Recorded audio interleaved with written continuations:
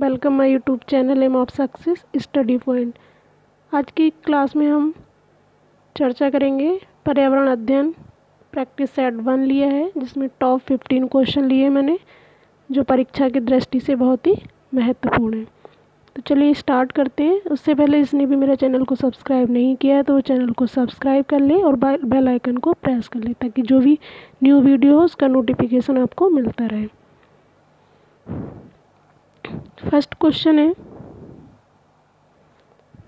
वनों को काटने का परिणाम होता है। वनों की कटाई हम ज़्यादा करेंगे तो क्या परिणाम होगा? वर्षा और नमी में वृद्धि होगी, मिट्टी का क्षरण और अनियंत्रित बाढ़, उष्णता में कमी, उपयुक्त में से कोई नहीं। तो इसका राइट आंसर होगा मिट्टी का क्षरण और अनियंत्रित बाढ़।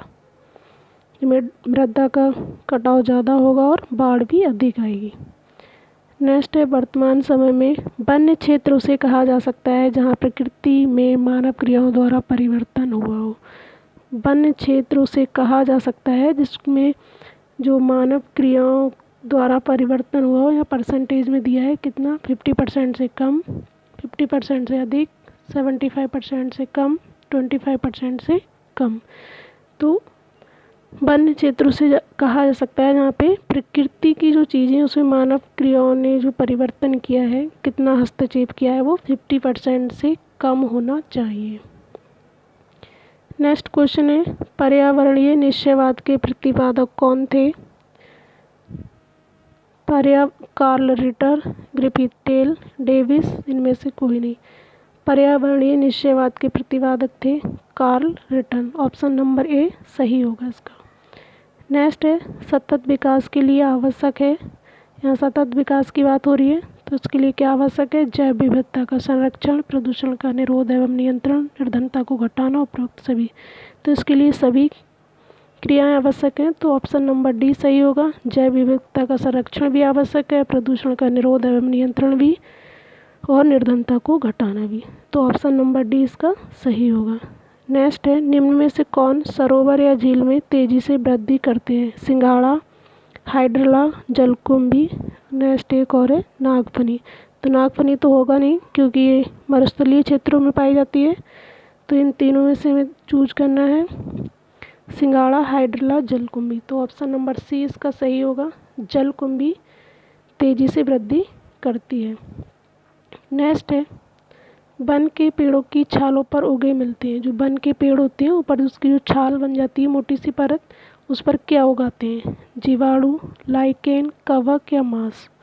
तो इसका ऑप्शन नंबर बी सही होगा, लाइकेन। जो कवक को समझते हैं तो ना समझे, क्योंकि कवक इसका ऑप्शन नहीं है। नेक्स्ट है, मरुस्थल में उगने वाले पौधे कहलाते हैं मोजोफाइट्स, हाइड्रोफाइट्स, जीरोफाइट्स या हेलोफाइट्स। मरुस्थल में जो पौधे उगते हैं उन्हें कहते हैं जीरोफाइट्स। नेक्स्ट है, पादप वृद्धि हेतु सबसे उपयुक्त है। मतलब पादप पेड़ पौधों की वृद्धि के लिए कौन सी मिट्टी उपयुक्त है? बालू, दोमट, चिकनी या बजरी। तो इसका राइट ऑप्शन होगा ऑप्शन नंबर बी, दोमट मिट्टी पौधों के लिए अधिक उपयुक्त होती है।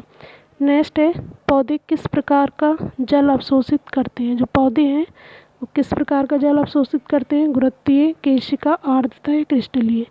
तो वो केशिकीय जल को अवशोषित करते हैं। ऑप्शन नंबर बी इसका सही होगा।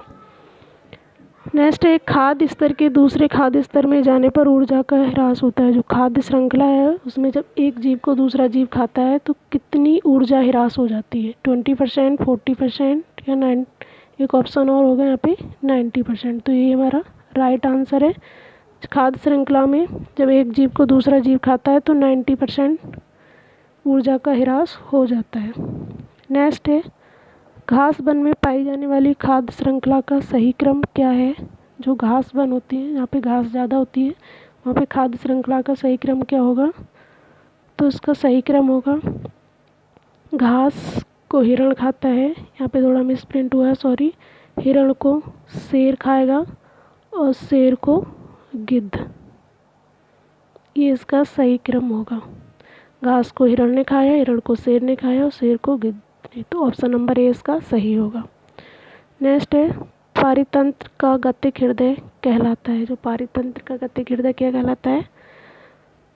ऊर्जा प्रवाह व खनिज चक्र। इसका राइट ऑप्शन डी होगा, ऊर्जा प्रवाह व खनिज चक्र।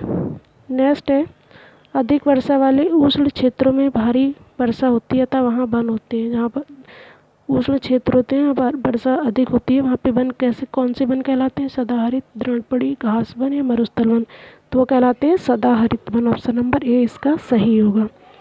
नेक्स्ट है, वायुमंडल का वह क्षेत्र जिसमें बादलों का बनना, बिजली कड़कना, तूफानों व आंधियों का होना पाया जाता है, तो क्या कहलाता है? तो ये मौसम संबंधी जितनी घटनाएं होती हैं वो सब होती हैं क्षोभ मंडल में। ऑप्शन नंबर बी इसका सही है। नेक्स्ट है, निम्नलिखित में से कौन सा कारण किसी स्थान की वनस्पति निर्धारित करता है? कौन सा कारण है जो वहाँ की वनस्पति को निर्धारित करता है? प्रकाश, वर्षा, मृदा, जल? तो इसका राइट ऑप्शन होगा वर्षा। वर्षा निर्धारित करती है वहाँ की वनस्पति को। तो ये थे आज के टॉप 15 क्वेश्चन। आप मुझे कमेंट सेक्शन में अपना स्कोर कमेंट करके ज़रूर बताइए।